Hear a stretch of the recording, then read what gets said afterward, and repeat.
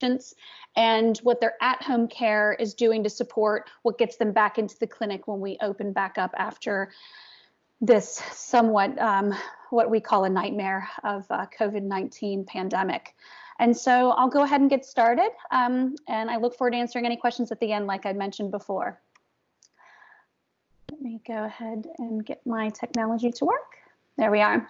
So again, my name's Crystal McElroy. A little bit about me. I've been for well over a decade now an executive in the aesthetics, beauty, spa, consumer product goods, and medical device industry. My company is called Successful Beauty Group, and I have another arm of that company called Successful Spa. We are a full service consulting company. I don't only work in the United States, but I also work abroad, specifically, obviously, in the UK. Servicing all channels of the beauty, health, and wellness industries. I've worked with Johnson & Johnson, Unilever, a lot of device companies, microneedling device, laser devices, etc. And one of the other things I do is I work directly with the U.S. Department of Commerce to help increase trade and also build stronger relationships between countries abroad, specifically the UK and Republic of Ireland market. And so what we do with the U.S. Department of Commerce and International Trade Office here in the States is we work with businesses specifically like LightStim, who are a U.S.-based business, U.S. manufactured business, to bring those brands overseas and to help build those brands here in the States and globally. I'm an educator, a speaker, a trainer, and of course, I consistently keep my license up to date, and I'm a licensed esthetician. I've worked behind the chair and still love to work in clinic and sometimes miss it quite much. So that's a little bit about me.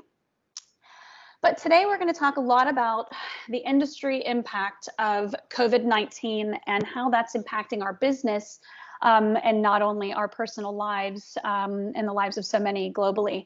So obviously with clinics closing and the world being shut down, continuing care has been very difficult and somewhat impossible in many cases for our patients. And I know once everything opens back up, there's going to be this influx of, I think, patients and clients who are desperate to come back and get their services. But that does come with change. It isn't going to be, as we all know, just like business as usual. And so virtual reality, as I'm calling it, of right now doing these virtual consultations and treating patients virtually in their homes will, I think, continue.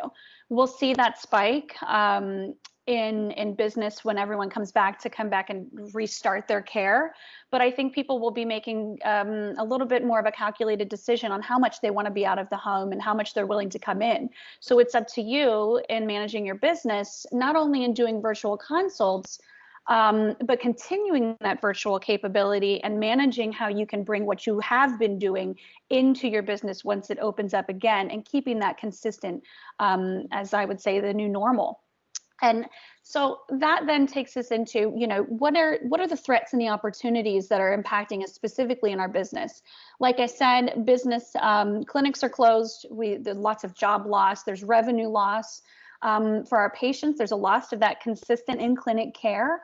What are they doing right now? They're buying products online, and we're trying to encourage them as much as possible to protect and maintain what you've already done prior to COVID-19. But how can you increase that at home? And I think that's the most important thing here that we need to figure out how to do and how to implement that into our business to continue that ongoing after we reopen, like I mentioned.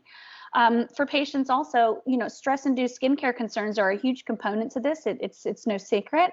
And there is a reduction, I think, in regular home care use, and in some cases an increase, and that could be a negative and sometimes a positive, obviously.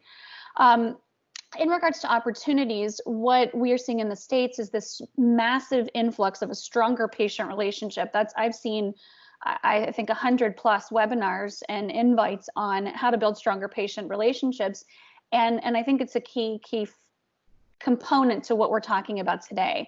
A lot of that is built on trust. And I think it also comes down to just taking the time to build that stronger virtual business. We're working from home. That means our online business and digital footprint, if you want to call it, in our industry needs to be more present. And we have that time to really maximize the capabilities of our digital imprint and our social presence to our consumers and to our patients. So that's what we should really be working on right now in our business. That will then in turn increase online sales.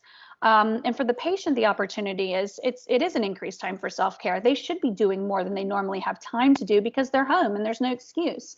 So we have to incentivize them and empower them to make those decisions. Home care results, they are increased. That's the opportunity for them. We can maximize what they're maybe not so much willing to do when they're so busy going in and out in their professional lives, or, with their children being on the go.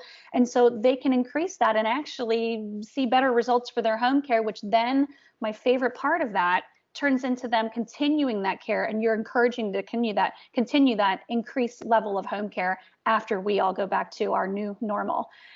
Stress reduction is a huge component also as an opportunity. They need to be doing more stress relief and more self-care, which then obviously reduces stress, and then their skin actually has a better turn for the positive and as a result.